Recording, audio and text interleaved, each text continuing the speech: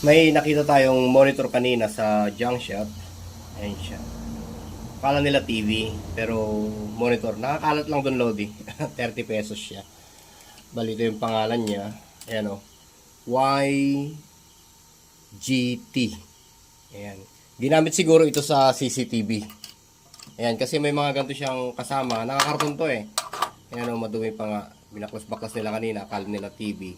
Ayan, may mga cord din siyang kasama na HDMI. Ayan. May kasama yan nandun sa box. Tapos may mga high definition din siya na transmitter. Ayan o. Ayan. Ito yung mga kasama niya. Marami siyang kasamang ganito. Ginamit siguro ito sa CCTV. Kasi pwede rin gamitin sa CCTV ito. Kasi yung mismong driver ng CCTV kung saan yung recording ay may mga output siya ng VGA o kaya HDMI. Tapos ito yung 220. Ayan o. So, ang problema nito, Lodi, kahit saksakan natin ng 220, ayan. Standby mode lang siya. Ayan, binaklas ko na eh. Pero may ilaw. Asan na yung ilaw nito? Nakailaw to kanina eh. Check natin sa harapan kung mayroong indicator siya ng ilaw. Okay, natanggal siguro yung ating saksakan. Saksak ko lang. Pero ayan o, nag-ilaw siya. Ayan. Nagbiblink lang siya ng kulay blue. Ayan. Kahit i-power on mo, ay wala siyang response. Madali lang to, Lodi. Ayan o. Ito yung power on niya sa ilalim o sa likod. Kahit i-power on mo, wala siyang response. Kung minsan, ang naging problema lang nito ay dun sa mismong regulator. Hindi stable yung power na pumapasok, kaya nagkakaroon ng problema dito sa kanyang circuit. Ayan o, sa drive. Ayan. Dito. Andito yung kanyang regulator. Ayan.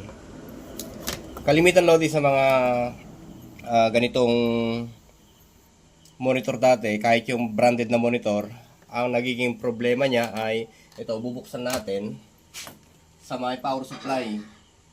Nagiging bloated yung kanyang mga kapasitor. Kaya unfilter yung mga pumapasok, o ibig kong sabihin, unfilter yung pumapasok na voltahe.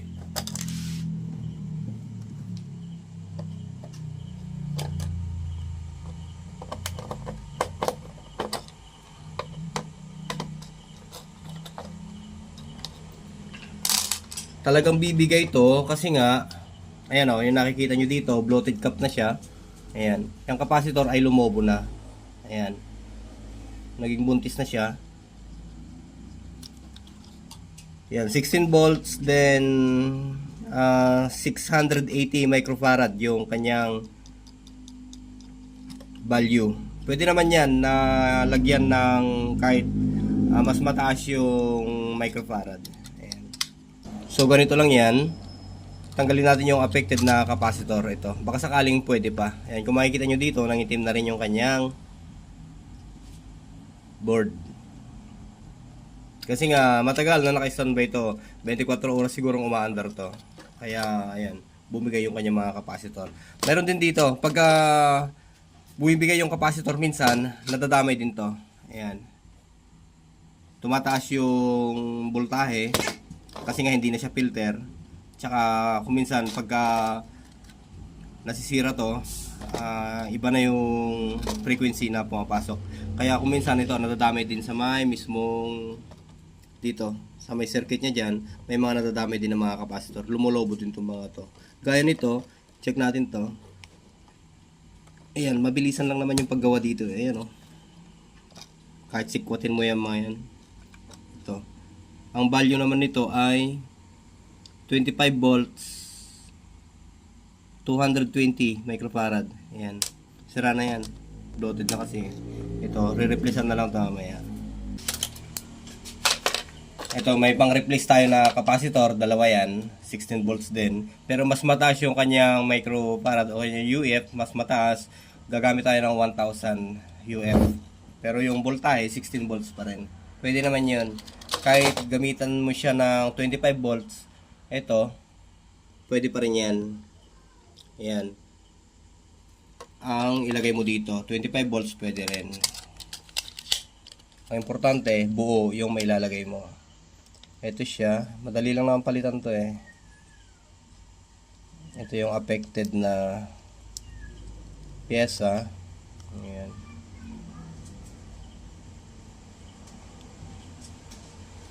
Okay, mukhang matigas yung hinang niya, pero subukan natin. Negative. Ito.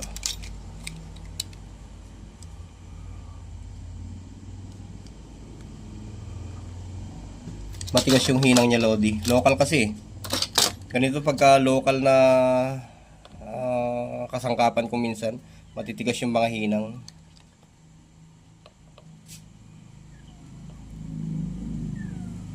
Yan, doble natin ang hinang.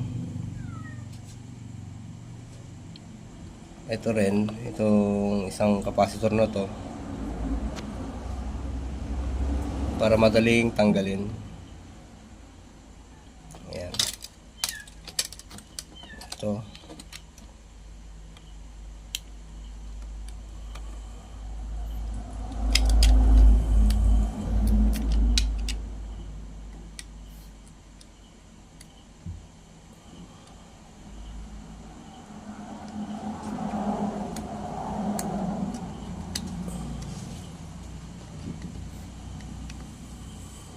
Ayan. Kung mapapansin nyo dito, Lodi, ayan o, yung ating sirang capacitor. Ayan. 16 volts, 680 microfarad. Ayan. Papalitan natin siya ngayon ng 16 volts, 1000 microfarad. Tsaka may pattern naman kayo dito, ayan o. Yung may stripe na yan o guideline, siya yung negative. Ayan. Dati, Lodi, nung usong-uso pa yung mga pisonet, ganito lagi yung mga ginagawa namin, mga monitor, binubuksan, papalit ng capacitor. Kasi nga, kung minsan pagka pinaglaruan yung computer, lalo na pisonet yan, yung hinuhulugan, pagka nainganyo yung mga bata, dire-diretso na yan. So, nailagay na natin yung isang capacitor. Hihinangan na natin. Ito. Ito rin yan. Kailangan pa natin ng isa. Bunutin pa natin itong isang capacitor. Ayan.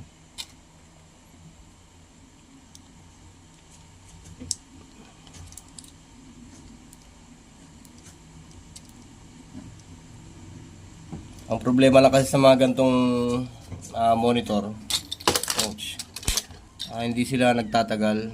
Kita nyo naman sa board nya, kaunti. Galing Shopee siguro to, online shop. Pero kung hindi siya babaran, okay naman to.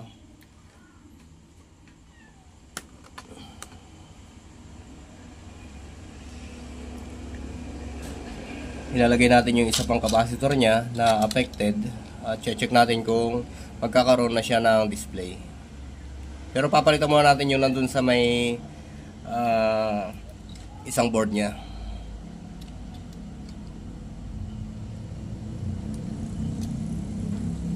Kasi meron din capacitor doon na affected eh.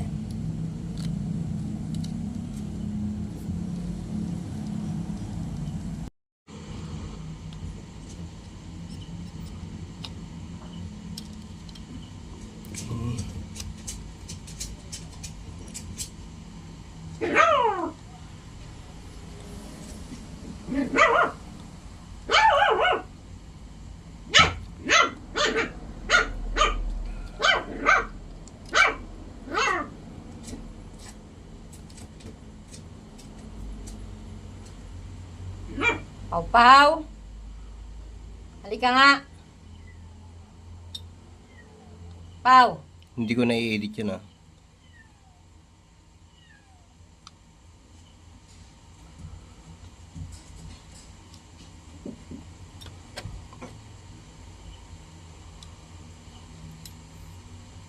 Ito, Lodi, napalitan na natin yung dalawang capacitor na affected.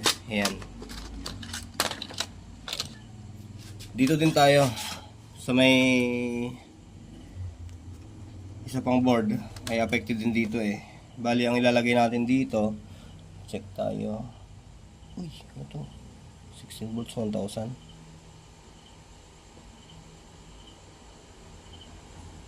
Meron tayo nakita dito Lodi na 25 volts 470 microfarad. Ang tinanggal natin dito ay okay, 25 volts. 25 volts pero 2000 o 220 microfarad lang yung dati niya. Mas mataas yung value ng ilalagay natin which is 470 microfarad. Pero pwede siguro yan. Tututukan mo to. Lapit mo.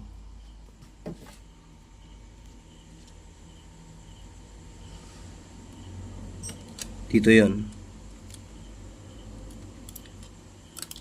Hindi na natin tatanggalin tong board na to. Jumper na lang natin. Pwede naman yun. Okay.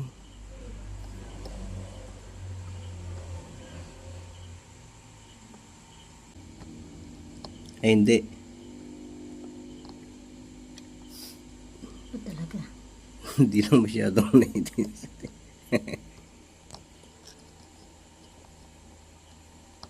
Okay. Paano nakargaan natin? So, bali ito yung sana umabot yung pin o paa ng capacitor. Medyo pahirapan lang to pagka ganito na jumper na.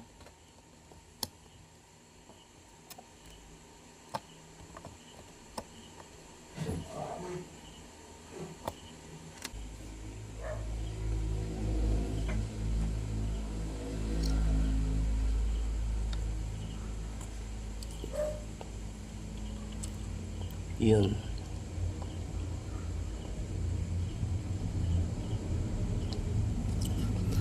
Sa tingin ko naman Lodi ay dumikit to. Ayan o. Subukan na natin ngayon mag-test tayo. Doon lang naman yan. Umandar at hindi. Ganun lang naman yun eh. Babalik na natin itong kanyang regulator.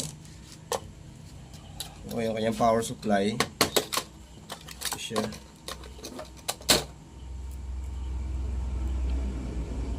Meron tayong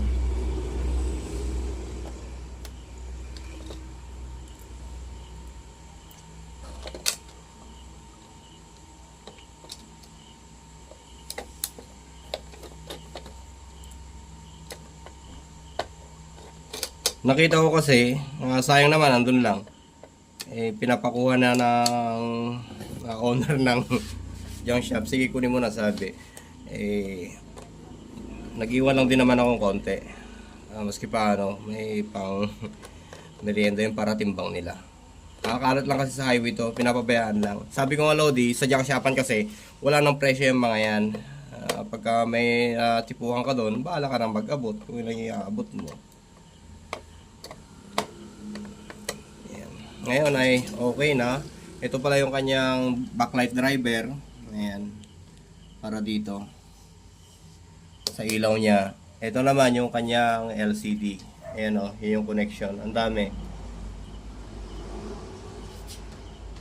Ayan.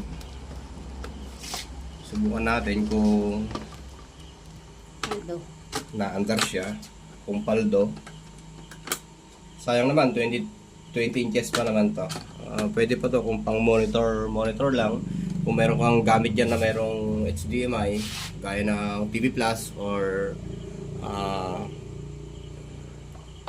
for the box, pwede yun. Ayun, may sumabog. Ayan. Kung mapansin nyo dito, ayun o. Namatay yung kanyang screen. Ayan, no signal. Ayan. Mag-aantay na lang to ng may input na signal para magkaroon siya ng screen. Ayan. Pwede naman nating testingin to. Takip lang natin to yung kanyang ayan. Lagyan natin yan.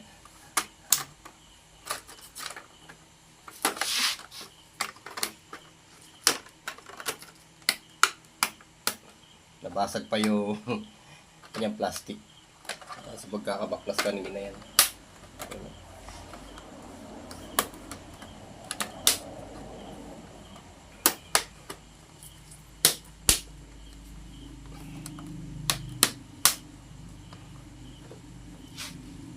Sa bagay, automatic naman to, Lodi. Kung halimbawa makargaan na to ng HDMI, automatic na yan na magkakaroon siya ng screen dito kahit hindi mo na i-power dito sa likod. Basta nakadetect siya ng signal.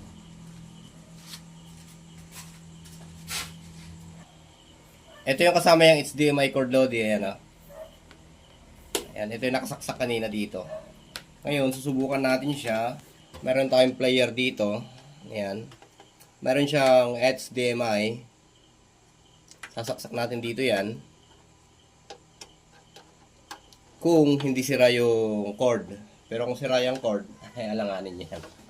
Tapos, andito rin yung HDMI ng monitor. Ayan. Dito rin natin isasaksak yan. Para makakuha tayo ng signal. Check natin kung mag-automatic yan. Saksak ko lang yung ating player. Ayan. Nag-on yung ating player ngayon. Ayan siya. Okay, medyo hindi siya automatic load eh. Kailangan siguro nating i-power on to. Ayan. Yung iba kasing monitor, pagka nakadetect na yan ng signal, automatic na kasi na sumisindi yan. Ayan, siguro kailangan pang i-power. Ayan, pinower ko siya kung nakita nyo. Tapos, ayan meron na siya. Ayan. Ako galing ng Shopee yan, Lodi. Ngayon ay okay lang, makinabangan na yan. Kaya nga lang, 20 inches lang siya. Pero okay na rin. Ayan, wala nga lang siyang sounds. Kailangan mo maglagay ng sounds na additional para magkaroon ng sound yan. Pero kung pang monitor lang, ay pasok na to, Lodi. Okay naman siya, maski pa Ayan. Ayan siya. Ayan yung monitor na galing sa junk shop. Nag-iwan ako ng 30 pesos kanina sa monitor na yan. Andun lang kasi, nakakalat lang sayang naman. Okay?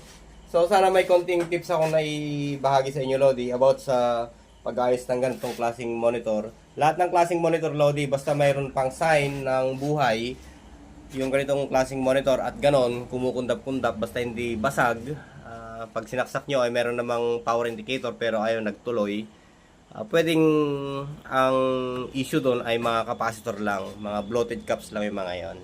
Pwedeng palitan. Pero pagka pinalitan nyo na at ayaw, nagkaroon pa rin ng ibang issue, bahala na kayong mag-diagnose dun, Lodi, kung saan pa kayo pupunta.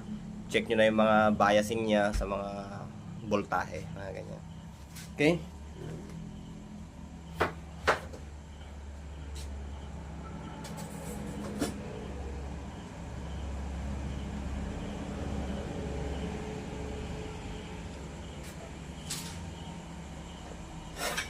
Power off natin. Tsaka natin isinding muli. Yun. HDMI. Ayan.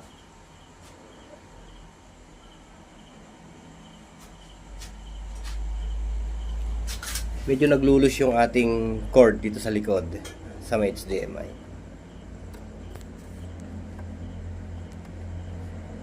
Tapos baka ayun, naglulus nga. Dito rin, naglulus lang ng konti. Ayan. Pero madaling issue na lang yan. Ayan. Ayan siya. Okay na siya. Magandang buhay, Lods.